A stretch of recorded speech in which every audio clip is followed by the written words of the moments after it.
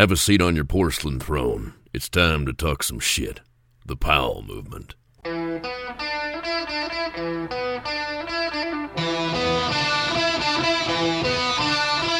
Welcome to the Powell Movement. I'm your host, Mike Powell, and this week it's another business episode. I went with so many athletes in a row that I'm evening it out with desk jockeys. And most of the people I talk to have an interesting desk jockey job or spend a lot of time in the field. This week, I talk with another guy who spends his time behind the lens and created a video magazine that defined the sport of rollerblading. I'm talking about Dave Paine, who built a career off the Video Groove magazine series and parlayed that into 10 years at Fuel TV. We talk about his path on the podcast, but before we do that, I want to let you know that I finally have hats. A few months back, I made a hat at the mall, posted a couple pictures online, and people emailed me at my email address, mike@thepowellmovement.com, asking how they could get a hat.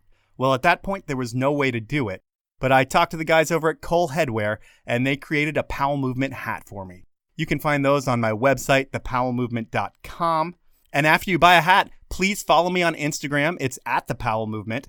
And finally, I want to thank my sponsors who make this show happen. They are Evo, Rescue Water, the 10 Barrel Brewery, and Unofficial Networks. Now, let's talk to Dave Paine. We are finally making this happen. We are. And yeah, thanks for being so patient with the schedule changes. Yeah, what's been going on? Have you had a ton of big projects? I know we'll talk about it later, but you're with Campsite Media House, and what are you guys doing there? We're a production house that does digital content for different brands. And I've got two partners with me, Logan Hendricks and Marcus Vades. And we are currently working on projects right now for Herbalife 24, Herbalife Corporate, MagnaFlow, Johnson & Johnson, just to name a few. Wow, so some big projects. But I would say, other than your work, this has been a huge year for you in general. And when I say that, I'm saying your sports team, the Eagles, actually did something this year. And it had to be probably one of the most incredible sports years of your life. You certainly know how to soften up an interviewee, Michael. Yes, a long, long time in the wait since I was a kid. Moved to Philadelphia in 1976. Born and raised a 4-for-4 Philadelphia fan. And, the Eagles have been on everybody's list. We've never won a Super Bowl, just championships back in the day, before anybody was born, at least in my era. So to see a championship this year was special. I got to hold my 7-year-old son in my arms, who actually got to see his first Eagles game out of the Rose Bowl, saw the Rams game when Carson went down and Nick came in. So it was pretty sweet as a dad and as an Eagles fan to have that happen this year. And Eagles fans, they're regular people as well, but when you bring in sports into the mix, they change and turn into total assholes if you're an opposing fan. Yeah. Do you turn into an Eagles fan at an Eagles game? Completely. Even when I'm around other Eagle people or Philadelphia people, wherever I'm at, it's by osmosis that you get back into that Philadelphia mindset. And that's what's different about the East and the West or in the Midwest. It's like we all have these different things that make us different because where we grew up. Back East, like sports is like a religion. There's, it's a tough town, hardworking cities back there. And the weather is not as nice as it is out here with all the great stuff to do here on the West Coast. So, they live and die by their teams and they're very knowledgeable sports fans, but we're a bit psychotic. To be honest, we overreact, but we are the most knowledgeable fan base in the world. So to me to be joined in with all the crazy Philadelphia nutbags to get a championship. I saw my first championship in 1980 for the Phillies. I was there at the parade as a kid, a 10-year-old kid. It just took me all the way back and also kind of like present day as I'm holding my son watching the final pass from Brady finally go incomplete. Was pretty amazing, especially since my mom and dad are both from Boston. I've got tons of Patriots fans I've been losing to for many years that was very sweet. I also want to know, what's the worst thing that you would never want your son to see that you've seen an Eagles fan do? Because while you say in the Northeast, people are very passionate about sports, that's up and down the Eastern Seaboard. Mm-hmm. But there's something that separates the Philly fan to where when they won the Super Bowl this year, there was a fan who actually ate horse shit from one of the Philly police horses just to prove that he loved the Eagles, which is crazy. That is crazy. Well, what you didn't see and the stuff you didn't get hyped on is, say, the draft. We hosted the draft. There was not one arrest all weekend. I mean, go back at all the other drafts and look at those police reports from those drafts and go to the celebration of the World Championship. Yes, there was a car flipped, and yes, there was some jumping on some poles and eating some shit. but there was also a lot of celebration, a lot of unity. And I mean, I've been here for championships for the Lakers. There's riots going on downtown. I think the Philadelphia fan base should be really proud how they handle themselves. If I were to go to a game decked out in Redskins gear, say I'm from the DC area, and I was vocally cheering very loudly for the Redskins at, say, a blowout, and I'm yelling the Eagles suck, what's going to happen to me? Okay, if this was, say, the 80s, you would probably get jumped. As far as, like, we're talking about the most rabid, worst example fans in Philadelphia. You know, it's like generally everyone's great. They're passionate. They're very vocal, but they're not going to physically touch you. But back in the day, you probably have a little more leaning ability towards physical violence. Nowadays, they got it so on lock in Lincoln Financial. You're going to catch all the same verbal, maybe a little nicer for over 25 years, but they're going to be on you, but no one's going to come attack you. It's not the Lincoln Financial Field is a far stretch from the 700 level at the vet. That is Dave's perspective. I say if you go in opposing gear, you will die. So don't go. No Minnesota fans died. They just got their hearts broken a little bit. Come on. No one got hurt. They went in there with their little outfits and they tried to decorate Rocky and they got their asses beat. So I think their hearts were broken the second they realized they were born in the Midwest. I love the Midwest people, but yeah, they're very, very salt of the earth people. And it's a tough life. It gets really cold, really hot, and the mosquitoes are ridiculous. They are ridiculous. You and I, we know that. We've been there many times. Yeah. So growing up for you, any major hurdles in life? Were you rich, poor? I mean, was there any major obstacles you had to get over? I had a great life growing up. Suburbia, Northeast Philly.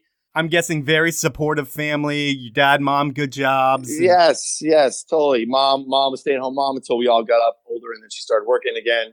Dad had a good corporate job at Johnson & Johnson, and all was well. But my parents got divorced my freshman year in college, and I had to make a decision of staying in school or coming home and work. My mom wanted me to kind of come home, go to school locally and go back.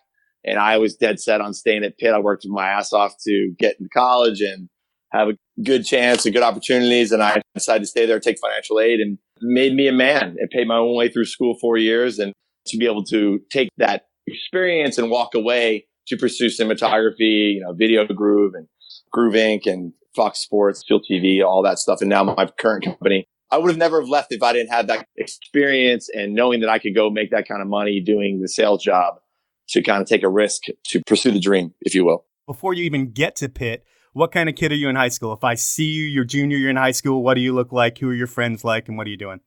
I'm playing soccer and baseball. I played 1 year on the tennis team, 1 year on the golf team, but I was the sports. I was in theater. I was in the Big Interact, which was a community service group, leadership conferences. It's kind of how I am now. Really got off on different circles of people and different types of friends, keeping my circles eclectic, if you will, and it just kind of enjoying people's company and getting involved in everything. That's kind of me. Was there any action sports back then? Yeah. My brothers were all 16 months apart. My older sister, Lisa, my older brother, Mark, and my younger brother, Rob. Mark and Rob I was the middle of the two of them, and Mark played tons of sports and Rob did skating and music. So I was very shaped by both of them. We all had our own friends, but we also shared a lot of friends and activities together. So I would constantly go skating with Rob and Rob BMX and constantly be playing sports with Mark. So I think that's why I have that kind of down the middle of the road background in music and in sports and action sports. And then music-wise back then, I know we're similar ages. For me coming up, there's Too Short, Public Enemy, Mo D, and then all the gangster rap shit came out. Who were you listening to back then? Because I know you're a DJ now. Yeah. And did that for a long time. And what were the early influences? Well, obviously, when I was real young, it was classic rock. I grew up in the 70s and 80s and original form of hip hop and rap. But Rob really got me into the ska scene, the hardcore scene, the punk scene. So Rob was a huge influence on me. We were listening, going to see Shelter and Vision and Murphy's Law and 7 Seconds and Minor Threat at City Gardens, which was right across the river from us in Yardley, PA. And then we take the train up to Wetlands and go to New York, go to shows in DC. So I was influenced, a very great time to grow up in music with the 70s and 80s and all music that was coming out then. And then growing up around my brother Rob's friends, as I got older, I got to see all the great house and hip hop and different types of music in Philadelphia that Rob was very closely connected to in Philadelphia. They're all very close, all the musicians and DJs. So I got this background in music through my brother Rob that helped shape my DJ sets today. And I don't play what he plays. He plays house. He's a house label and a reggae label. I do play reggae, but my sets are more hip hop, soul, funk, and reggae. So I got to watch all the best DJs in Philly play their sets. So I just kind of took that to the West Coast when I moved out here, started playing house and warehouse parties and eventually residencies up in LA and San Diego and OC. Is this in high school when he's getting into music? Yeah, we were skating. Music and skating went hand in hand for sure. So were you partying as well? Because I would think those younger days, if you're hanging with an older brother, you're experimenting and doing stuff like that. I was very clean cut in high school. I didn't start partying until really my end of my senior year in high school. I just didn't get off on drinking. I wasn't smoking weed. I wanted to be at the parties. I would be like the designated driver, you know? Okay. I just wasn't into that. Even to this day, I love the socialized drink. Sure, there's nights where you pin it, of course, but for the most part, I just like to be out and about and mixing it up with people and enjoying life. Yeah, well, a lot of your career has been being responsible for a lot of people in travel situations that are probably sending it a little bit too big and you have to deal with the pieces. Yes. In fact, it has helped me in other forms of life when you've seen people crash, go to hospitals or drink too much or, you know, you have to be the ringleader of adolescents and befriend them and be an uncle, a big brother to them throughout those travel times. You're right. It was like, I didn't have kids at the time, but I felt like I did. I had little brothers and kids I was mentoring for better or for worse. Before that happens, you go to University of Pittsburgh. Yep. Your parents get divorced your freshman year. You decide you're going to pay for college, which sucks, but you say it makes you a man. I mean, I say it sucks because it's way better to go to college when you don't pay for it. Yeah. But you did and made your way through. And what's your focus in college? Because your career pans out to be behind the camera. What are you studying in school? In high school, we started the TV sports program. We basically got my whole senior year and my junior year. We shot all the major sports in high school, but we really focused on the football and basketball program. On the weekly, we had like post wrap-up shows. I got to learn editing and filming. But when I got to college, I really was hands off the camera for a while until I got into skating later in my senior year. I was studying mass media theory, psychology, minoring in business, the art of communication, the theory of communication, the impact on communication, on mass media. That was kind of what I was studying in college. So did you plan on being a desk jockey after school? Was that the path? I wanted to be in production. I hadn't found my way in what it was. It found me to an extent through rollerblading. You start skating right when the sport's in its infancy. Yeah. You're in college, probably skating to class. Yeah, I'm in college. I'm a junior. We were playing roller hockey with my brother and friends at these courts. And a dude who came and played with us, Kurt, was like, dude, you need to come to the skate park. I skateboard there, but I also rollerblade on the ramps. I was like, so I went in there, brought my skateboard and my rollerblades, and he was such a good skateboarder and a great hockey player. But I mean, he was the first dude I ever seen. Like, he was like, when I first saw him skate, his name was Kurt Christensen. He was doing like cab, 360 cabs to stall, 270 down. He was like trying to backside grind on mini ramps. Like, this was before Dare to Air came out. Okay. And I was like, who is this cat? Like, this is cool. So I got with him. So basically it was like, the guys I rode with at Shady Skates were skateboarders and a couple rollerbladers. It was such a small scene there that it wasn't like we didn't skate together because we were always at the park together. And then I would go out and film with them their skate parts, but I'd be on my rollerblades with the camera. And that's what got me going on shooting a part, sending it into Video Groove and helping the skateboarders film their parts. Because my friend Jim, who sold me my first camera back in the day from the skate days, he's like, you should be filming on your rollerblades, man. Our skateboards can only do so much. You should be filming on your rollerblades. And he was totally right. So Shady Skates is your connection. And you said you put together an edit and sent it into Groove Productions. Is that how the whole connection started? Yeah. After Dare to Air, and we saw like what Chris and everybody else was doing in that video, we had started filming our like Shady Skates demo team video. And I started filming a part and I sent those parts into Video Groove. They put in the first issue, but then called me to be like, do you want to come take over the Video Groove Video Magazine series? Because we're going to build a production house and we want to do this and that with Groove Inc. and we need someone to run Video Groove. And that's how it all started. So you're just a college kid who graduates, sends something in, hoping to get it published, like a dude writing a letter to the editor almost. Yeah. And then the editor calls you back and says, hey, dude, we're giving you the magazine. Run with it. Yeah. I was literally working at like a golf skate shop in Pennsylvania, living on my brother Rob's couch, moved back from Pittsburgh. I filmed out there, edited it back in Philly, sent it out, was working as like a manager. Nestor's? No, Wilburgers. Okay. And that's when I got the call. I remember it was Christmas time of 93 when I talked to Sean Morgan. Because I had just gone up to Woodward that winter to actually be the first rollerbladers to go check out Woodward to start the inline program up there. Because they knew us through Shady Skates. So they wanted us to come check out Woodward to see if it was going to be good for rollerblading. Wow. So I literally quit my corporate job for at least a year. I'm like, I was thinking to myself a year or two. And if it didn't work out, I was going to obviously head back into that world and make that cheddar. You're like a 22-year-old kid who's given the keys Yep. to Video Groove magazine. Yeah. And I realized it.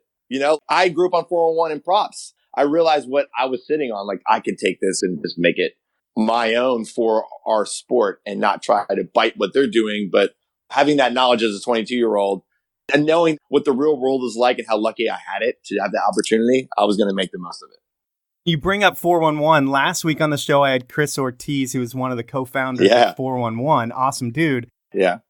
Did you know any of the guys at 411, or was it just something that you had been aware of through your brother? Well, yeah, it's obviously following it, all that stuff when I was growing. I mean, I grew up skating during the Bones Brigade era, you know, and Rad. And we just had magazines and got one video a year. And, so I had grown up, already through two industries as a fan and as a skater and a rider. I had this other history in those other sports, but I don't never try and like classify myself as one thing or another. But for all the rollerbladers, like, yeah, video group, it's rollerblading. And that's what got me where I'm at today. So that's why I give all the love right back to it. So I used that knowledge and used all that experience to apply that to what I was doing at Video Groove. Oh, sorry. I didn't even answer your question. I didn't know any of the 411 guys until I moved to Cali. I literally was on like the first trip for Groove. It was like the Six Flags stores. I met Tony Hawk and was announcing and filming for that tour. And then when I moved back to Cali, you meet people at all these different events that you're filming at anyway. And yeah, that's how I met everybody else. And I started filming skateboard parts during the Colony Summer, during the summers at Woodward. I was filming like Donnie Barley's part, Mike Frazier, and Wilburn. 411 came out a few years before VG, I think. And I don't know if they looked at you guys and said, hey, you're copying our format. Although that's kind of what happens in action sports. I mean, it's a good format. It works. You can break it up and make it different, but you're just relaying the news. Yeah. Was there any animosity that you saw early on? I don't think they cared or even watched our shit, to be honest with you.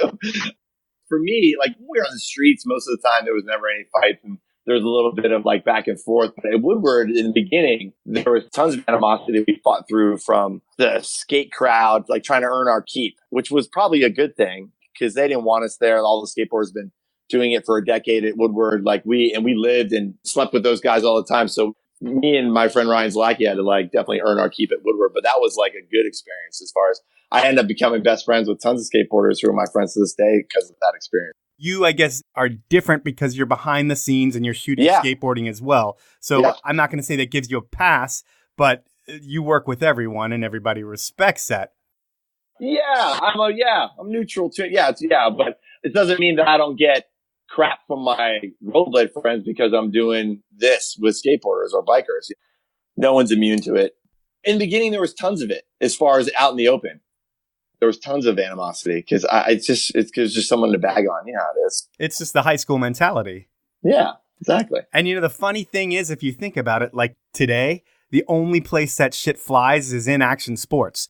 You can't go hating on a different person based on how they look or what they do anywhere in the world. Comedians can't even make fun of people.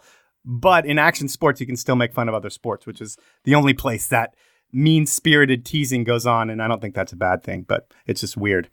Yeah, it is.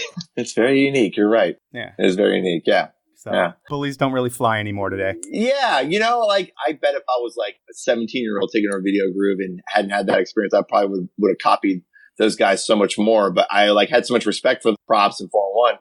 And there's only a certain way you can break up a video magazine, like you said, the structure of it, but at least put your own twist on it. Like we did themes and we did, interstitials, like with stuff. We just tried to different names of sections and try to make it, You differentiated it, but every one of these sports needed something like that, especially at that time. Yeah. That was the one communication piece that was consistent in these industries. At that time, there was a ton of forced collaboration. You were on the Warped Tour. I think you spent like a full summer on tour, right? Yeah, I did. Were you like a bona fide rock star on that tour? Did you feel that way? It felt like I literally snuck onto the tour. Like Sean and Morgan snuck me onto I was with Remy. Remy was our roommate at the Groove House and got me onto the tour as like a skater filmer and ended up earning my keep with Kevin Lyman, like helping build ramps and always being in the demos and then going around and filming all the bands and just having a great time, meeting everybody, just being me.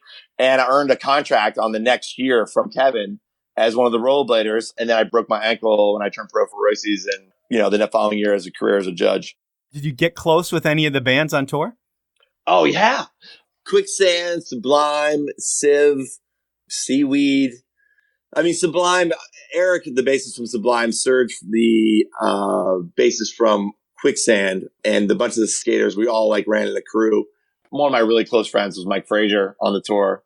Tom Fry and Renee and Tim Ward were frequent, and Scotty Crawford were frequent guys on the Warped Tour. They're just my homies, So it was like, it's a summer camp for rock and roll, man.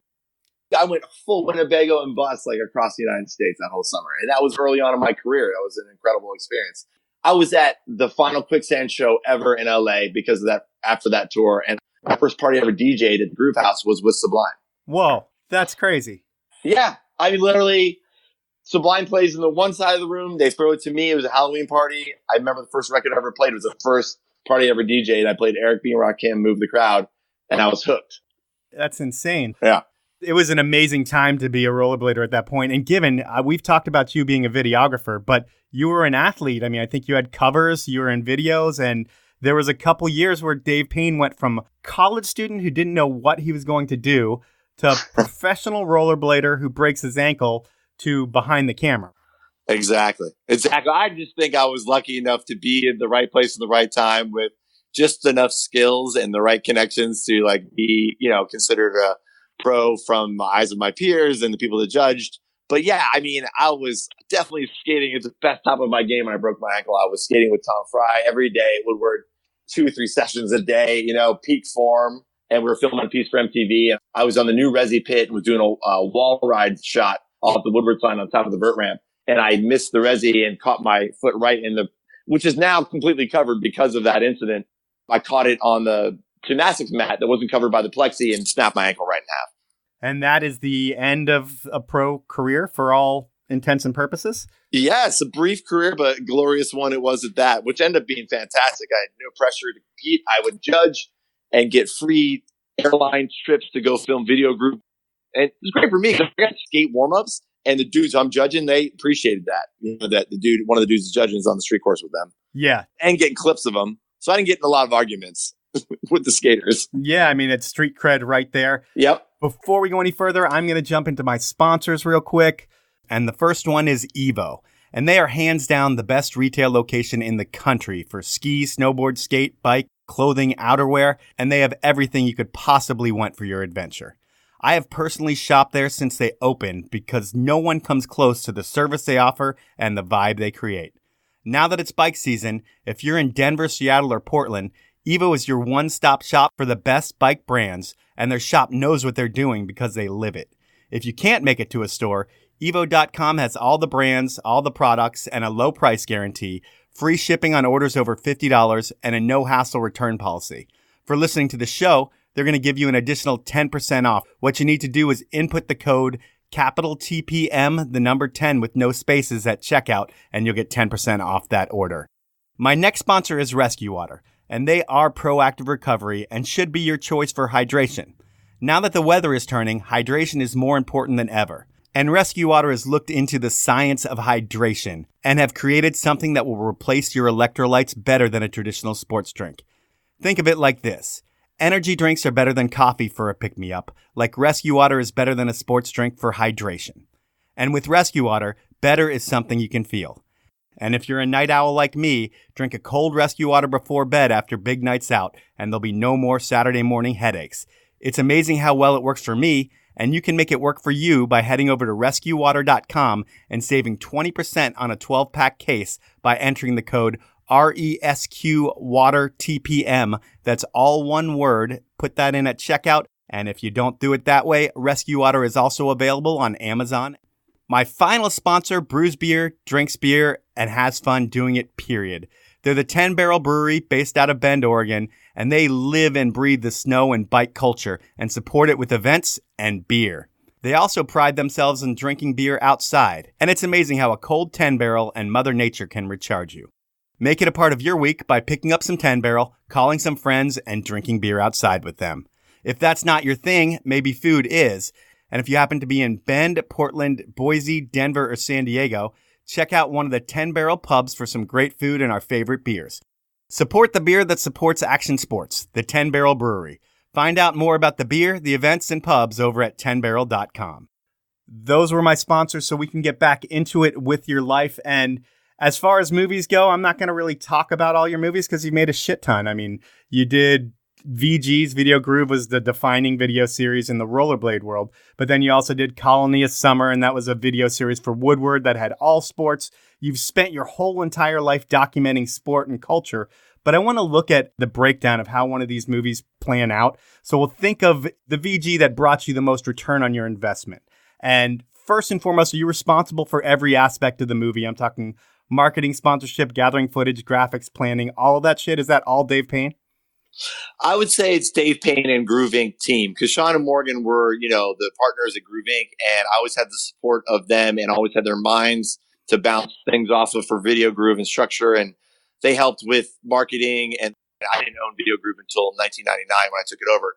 But we had music supervision with my help as well and sales behind me. But, as far as the filming and the editing and all the connections and networking, running the tours and all that stuff, it's all me. In 1 year for one movie, how many trips do you think you're going on, and what do those look like? Is it low-budget affairs dealing with young kids who don't expect anything, or is it a little bit classier in the VG world? So I would average 200 days a year traveling at Video Groove and pump out about 2 big-time issues a year. At one point, we got to the IMYTAs and Colony Summers. I was pumping out 6 titles a year.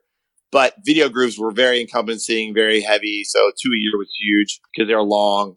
So I would travel and come back and edit, rinse and repeat, if you will.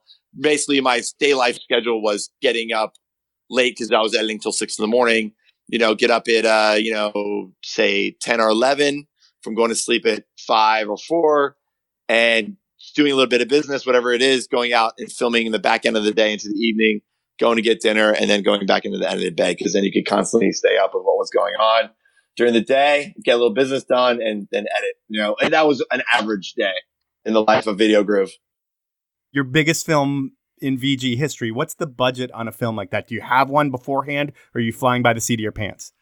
Yeah, we don't have one, not like it is like when I went up to the network or how I'm doing my jobs now, like where we set budgets. But I mean, half of my travel was covered because of my judging roles, because to get to the events, and then I would piggyback off and stay longer and go street skating, or use that trip to Europe and then go travel Europe and film street skating. So a lot of my budget was covered. And same thing with Colony Summer. They paid us to do that video. Well, I think those budgets were like $30,000 to do those videos, the Colony Summer. So that would include travel, editing, budget. But, you're staying at Woodward. You're only paying for the flight. Your food's covered out there. So everything was very shoestring. Everything was done pretty cheaply. And in the beginning, it was just us and the host guys. So the revenue, when I first got onto Video Groove, it was at its peak.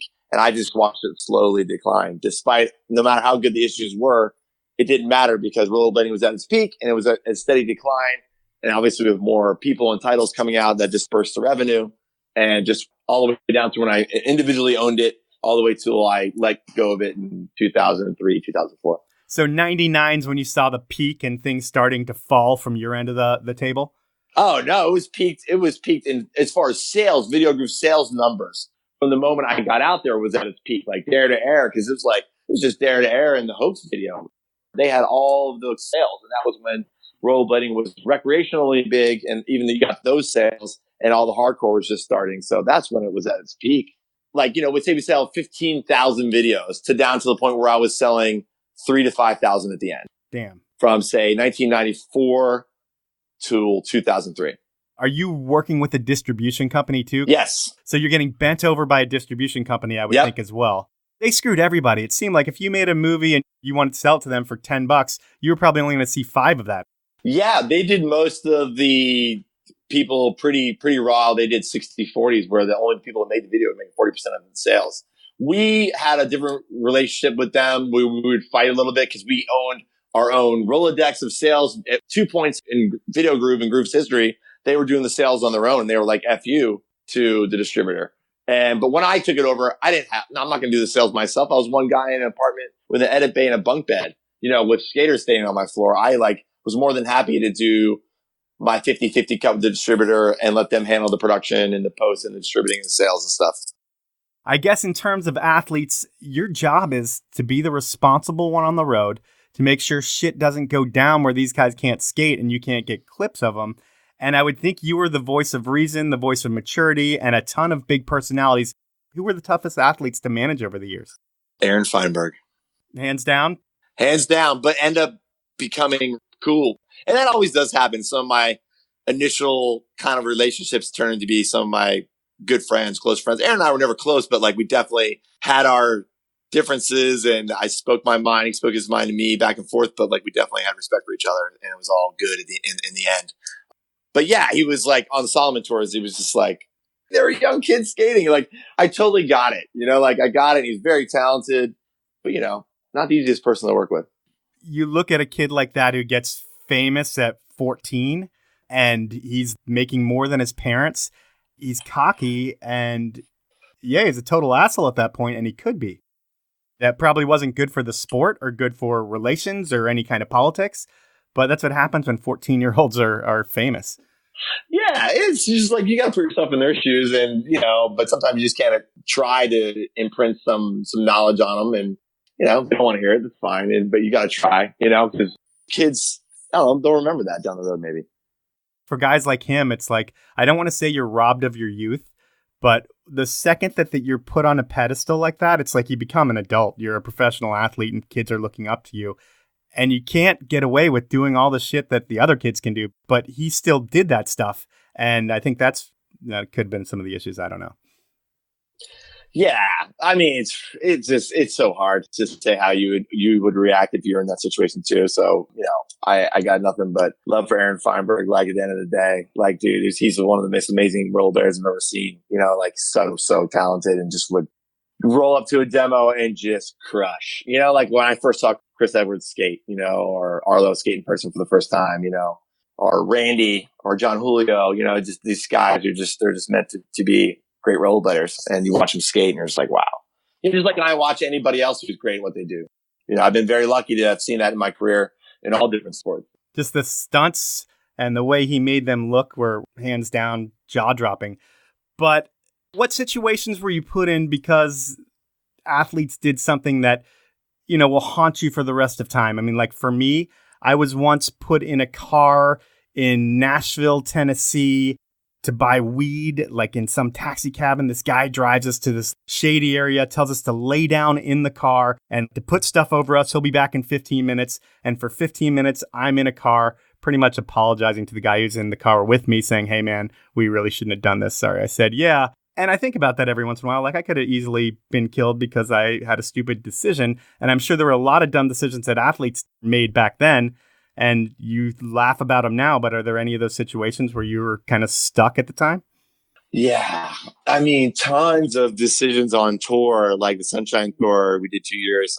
Just, like I get caught up in the moment too. Like we did some crazy shit on the road. We were like going to a demo in Chicago, and we're having middle of the day, 80 to 90 mile an hour passenger van, Roman candle wars, like out on the major highway going into Chicago.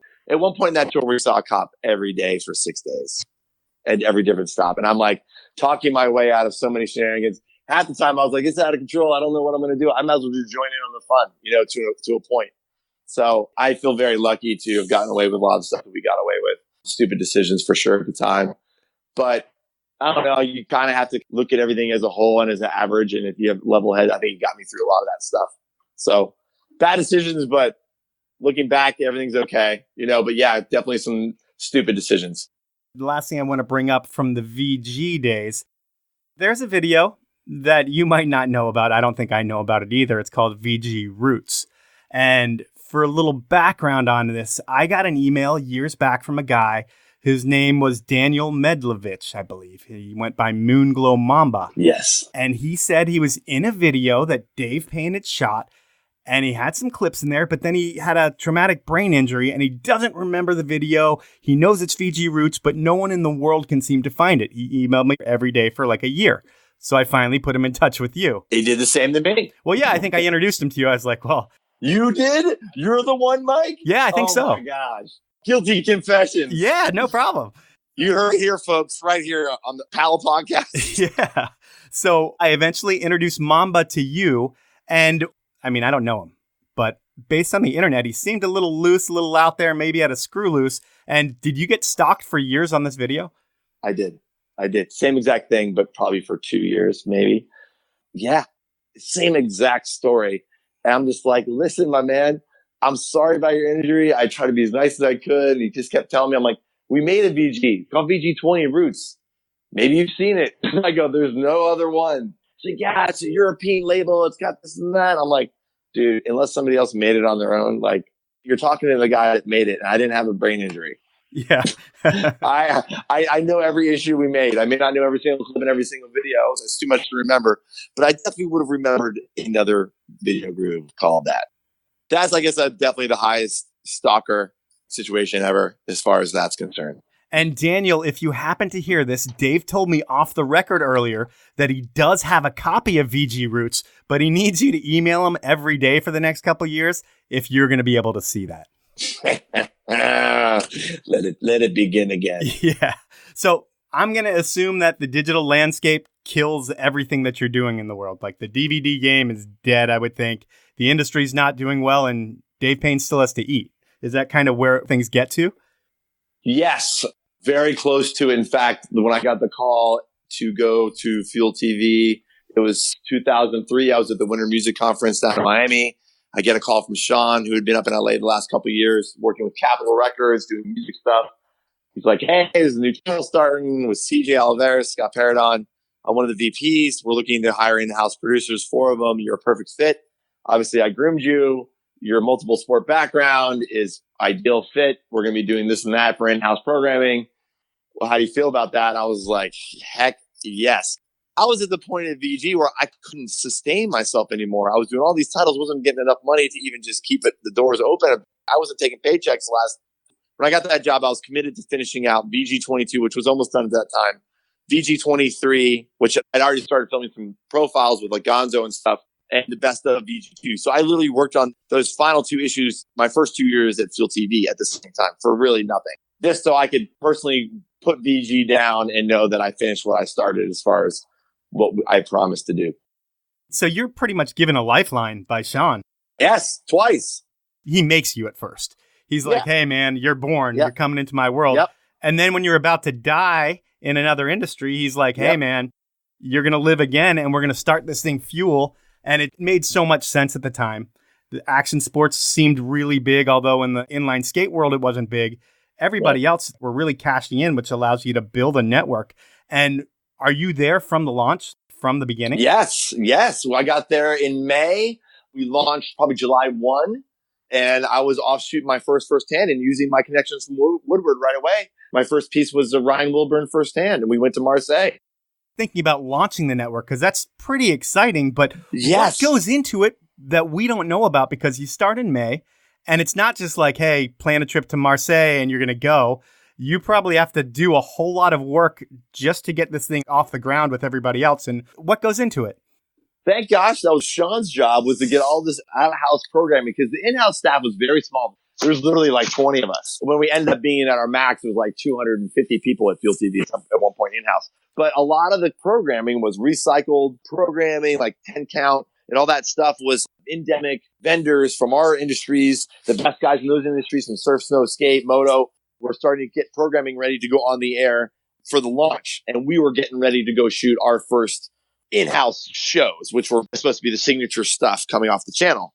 So yeah, it was a lot of obviously countdown shows and easy pickings until we started developing, within a year or two, in-house shows and developing series and getting kind of get our look and feel Fuel TV. Were they throwing money at this at first to grow it, or they're like, hey, we're going to be on a shoestring budget? I would think with the new network and all the momentum around the sports that they'd throw some money at it, but you were there. Obviously, when we first started, it wasn't even huge budgets. I remember like first hands were like 30 grand. But again, those are soft budgets. They don't count all the different in-house costs of our salaries and editing bay gear and all that kind of stuff. So they were probably more like 60 grand, but it wasn't a ton of money as far as TV and stuff, but we were just a little engine that could. I don't think anyone thought we were going to go longer than 2 or 3 years as a network. I thought that was going to be short term. I thought it was going to go 10 years. because I knew how long Blue Torch went, which was like 2 years. And CJ and Scott, they all came from Blue Torch. So we all were like, well, we'll see how long this lasts, kind of thing. And it went for a while, which was great.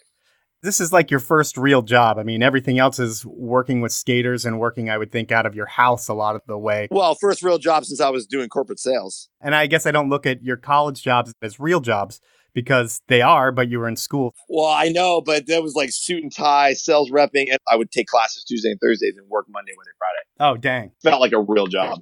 It motivated the shit out of me, too. Because you realized you didn't want to do that for the rest of your life? Yeah. So with Fuel, you're capturing all the action on blades. Did you ever get flip shit?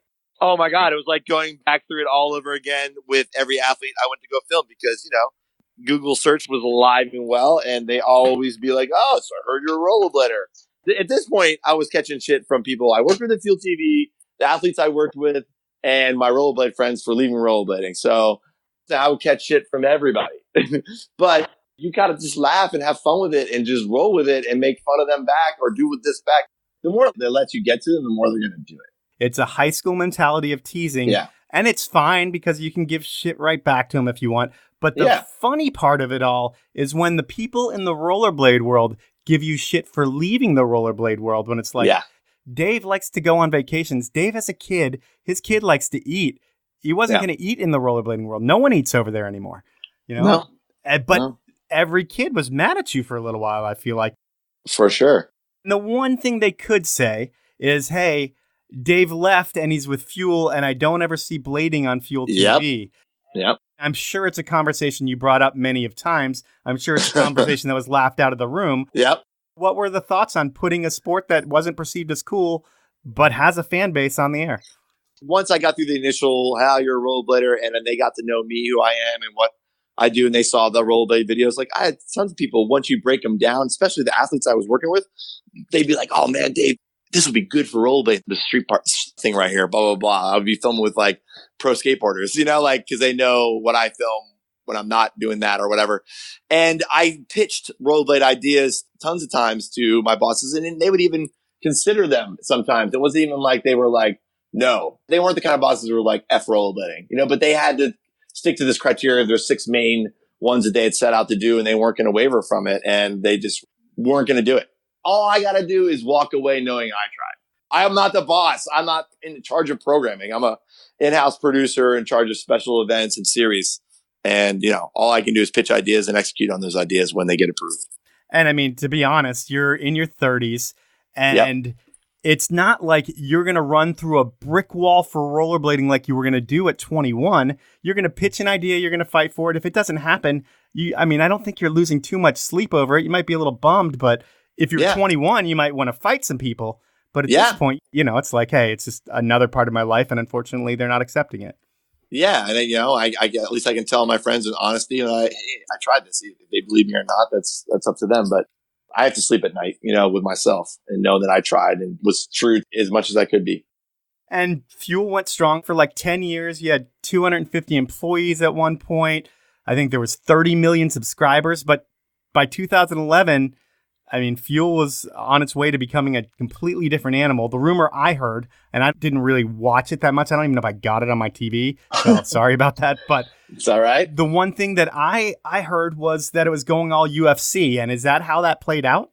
Yes. We were shooting 4 and we heard the contract deal with UFC had been signed. Out with the old bosses, all my VPs and CEOs within that year were gone. The new guys came in from Fox that were taking over. I thought I was done that next year, but he renewed the Camp Woodward series and I got twice the budget in the final year of it.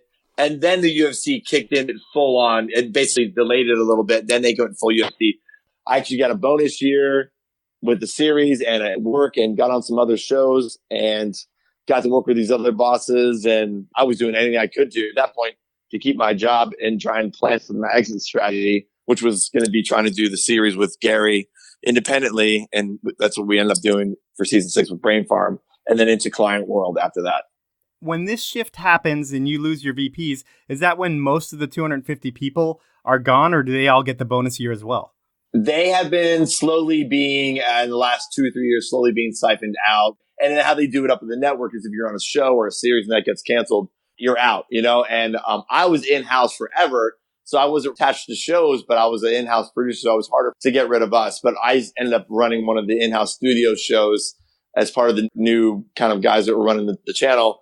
And then when that series got done, they were like, okay, you're gone. I was there for, like I said, almost a decade, and I had like a nice 3 to 4 month package to be able to, and I was really close to getting that deal done with Woodward at the time.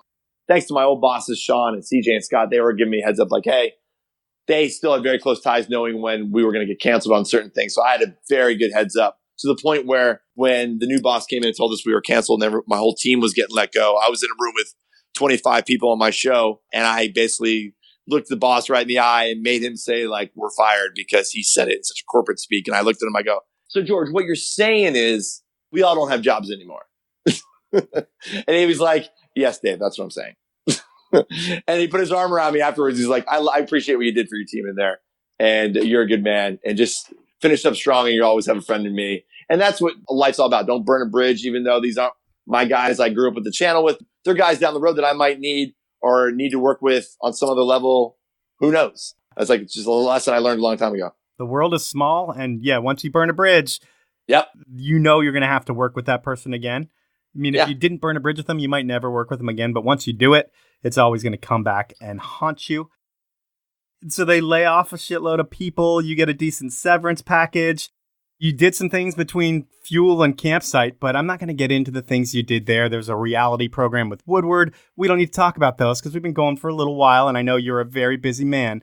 But how did Campsite come to be? Did you and your partners realize that you're really great at storytelling? You have a great ability behind the camera. They might be a great copywriter, and you're going to tell brand stories? We were working at the other shop before we started this one. We call shops, production houses, agencies, all one and the same, depending on your size. But they had really good accounts. They had Boost Mobile, Virgin. They had MagnaFlow, some other phone company stuff. So really cool way for me to transition out of network TV, action, sports, music, events into client work. And yeah, granted, Woodward was a client of ours up at Fuel TV, but this is like doing client video work and production, digital content work, strategies, campaigns, commercials. So really cool transition. And I came in as a production supervisor and producer and director on stuff that I brought in on my own. So I learned how to work with clients at a very high level. I got to bring in my own business. I brought Johnson & Johnson in and started directing my own shorts for them. And then I met my partners there. I met Logan Hendricks, who is our creative director here at Campsite Media House and lead editor. He's a fantastic director, incredible creative director compared to the others I've worked with. Him and I obviously crossed over. He's a very big sports and doc guy. He came from also doing reality and feature documentaries that got in film festivals. So I can direct and execute on creative, but he is a true creative. So he's the creative lead. So we do have crossover skills, which makes us work great together. And Marcus comes from the agency side, where he worked on client work and producing, and comes from a more of like an art background, like art and design. So he fills in a lot of those holes for us on our website and doing logos and pitches decks. And him and Logan are great writers when we have to do pitch decks. And we just use kind of all the resources we have to create our teams per project. We're on a very low overhead here at Campsite Media House, just the 3 partners, but everyone's freelance. And we've got this great network of teams, from copywriters to producers, editors, filmers, DPs, that help us get everything done. Well, you can find that all over on the Campsite Media House website. Yes.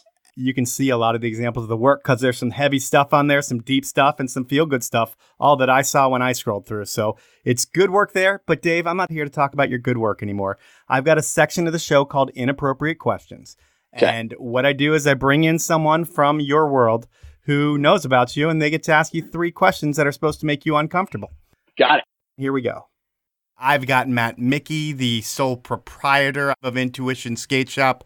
Matt is a rollerblade historian. He's lived in the trenches and the front lines for a long time. And Matt, we're about to do Inappropriate Questions with Dave Paine. I'm wondering if you have question number 1 ready for Dave. I do. So I was thinking about the past years that we've had together. I've known Dave Paine for many years. Intuition Skate Shop used to participate in the Battle My Crew video series because of fan votes. We won New School one year, and then we won Masters another year. So we've got a lot of history with Dave Paine. And speaking of history, I know he's also done the Video Groove series. He worked for Camp Woodward doing the Colony of Summer videos. He also worked for the Solomon brand back during their heyday when the money was flowing like spilt wine, for lack of a better term, at a Solomon party. So the first question would be, Dave, what was the most ludicrous expense that you ever saw Solomon cover for one of their riders? I probably would say it was Dublin, the Dublin tour, because we were staying at like the killerest hotels every night, and they rented a double-decker party bus for us. And we had it for like 2 days straight. No way. Yeah, and it was so much fun because it's just booking around skate spots and stopping in bars and just picking up girls. And just Aaron was huge, and Wilfred and Bruno. I mean, it was like having the best skaters like in Europe too, because Solomon had a very international team. Chalky, Vinny, Shane. So like very international team. So very a lot of notoriety wherever we showed up. And that was pretty ridiculous. Dude, they rented you a double-decker bus. That's incredible. Yeah, it was incredible. That was a layup, Mickey. Yeah. I thought he would come with some harder stuff, but he didn't. He's awesome. I love him to death. Let's go to question number 2. Okay, question number 2. Seeing as how Dave Paine has been a sponsored roller skater himself, traveled the world, and back in the 90s, the major voice of communication for rollerblading were magazines and videos. Print magazines and VHS videos. We know he had the video market on lock. So what I want to know is personally, who did he prefer working with better? Chris Mitchell at Box Magazine or Angie Walton at Daily Bread Magazine? Ooh, a very good one. I think we need to get very personal here. Dave can weigh the pros and cons of each one, regardless of their feelings, and share that stuff. True. Both of those personalities were super eccentric. Angie Walton with her Team Rollerblade dance background. I think Daily Bread had like that Bible of rollerblading street credibility, and then Box was a lot more artistic and mysterious. And at the helm of Box was Chris Mitchell, who had actually an ice figure skating background. So, yeah, pick your poison. Team up. Who do you want? Chris Mitchell or Angie Walton? Best Blade magazine of all time. Who do you want? First of all, they're all friends, all there. I love them all, but he's right. He definitely classified both magazines as they were. Pat Purnell was a very close friend. He's very much attached to Box. And Chris and I shot a lot on Solomon together. So he was a good travel buddy to go with. He was older. He appreciated like good food and going out and always wanting to go to the cool places. So he was great to travel with. Angie and I never worked together like that. We did bigger deals. Like when I had to get Daily Bread on board for the Sunshine Tour, had to get her on board. So her and I would have these bigger conversations. I'd go down and see her, have lunch. It was more of a kind of pillar to pillar in the industry relationship and respect for each other and love for each other, what each we're doing for the sport. And whenever something major came up, we could always get on a call and talk to each other. It's totally different, like as far as like who I go to battle with, because it depends on what kind of battle I'm going into. If I'm going into a street battle, I'm taking Angie. If I'm going into like, I want to go travel and see the world, I'm taking the Box guys.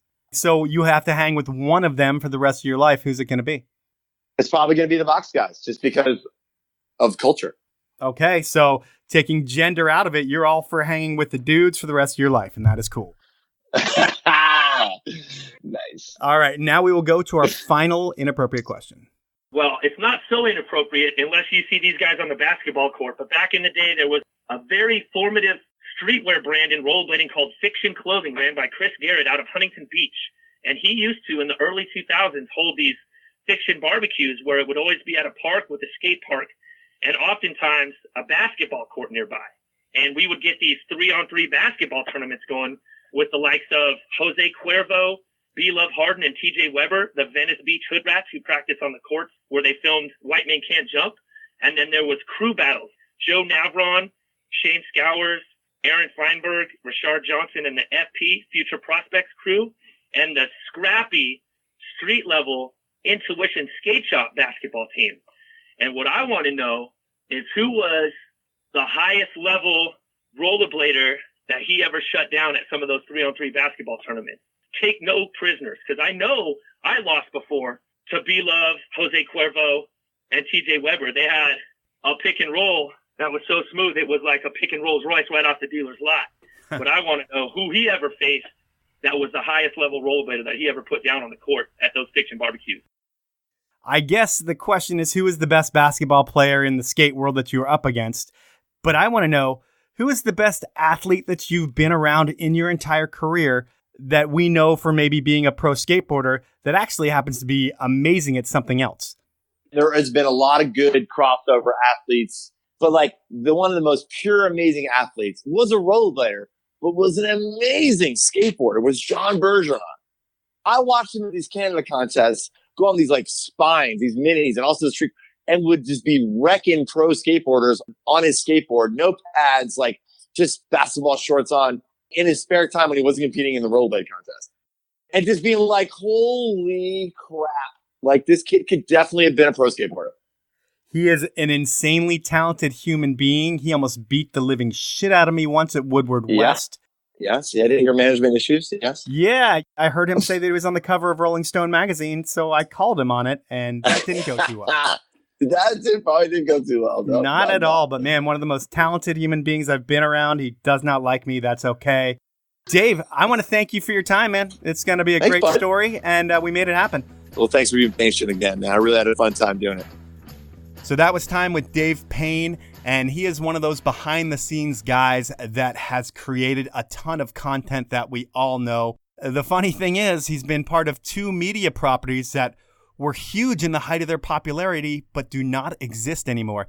Dave was still able to land on his feet. He's at Campsite Media House now, telling stories around the fire, and he does that better than just about anyone else.